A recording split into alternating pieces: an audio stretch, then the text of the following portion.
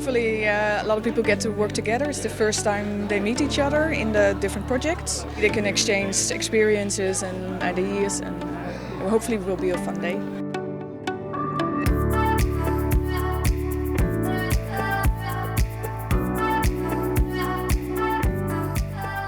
We believe it's really key to talk about local communities and neighbourhoods. That's why we have these 4 research and innovation projects. We have to engage with the social nucleus of the city, which is essentially the neighbourhood. In this way you can bring decisions closer to the community, but also as a local authority you find out more about what are the actual needs of the people who live there.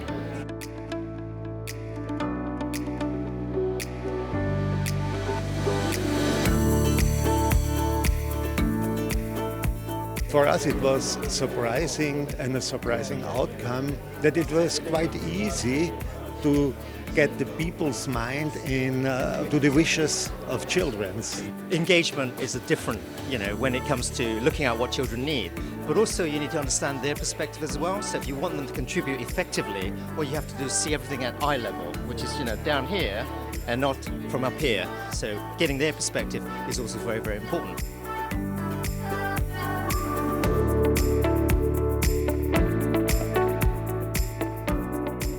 MUV is about co-create a data set of people moving around the city. We do it through a game, basically, and we use all the data that we gather through a mobile app and through monitoring station to co-design together with local citizens and stakeholders new policies, new measures. We gather the data and now we are giving back to citizens and to stakeholders to trigger new ideas.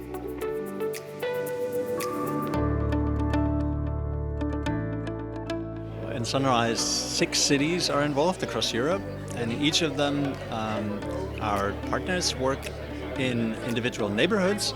So they really involve citizens to, first of all, identify the problems as perceived by the citizens, to work with the people to develop ideas about what could be done, suggestions for measures, and select the measures, and ideally work with the people also to implement the measures, even to evaluate, so involve people in an impact assessment process, so to ensure that anything that's being done is truly relevant for the people. Example maybe from Jerusalem, where they established a green path so that runs through the neighborhood, and they upgraded that to make it more pleasant, more safe, better lighting, seating arrangements, and so forth. We accomplished like 15 pilots across the 5 European cities. One of our pilot cities are also here today, that's Budapest. They are completing their scale-up preparation and has identified which prototype they're now going to implement for the scale-up.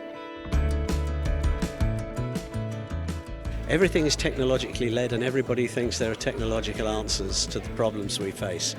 Here we have 4 projects which do things in a very small way in local communities to make sure that sustainable mobility is actually put on the ground.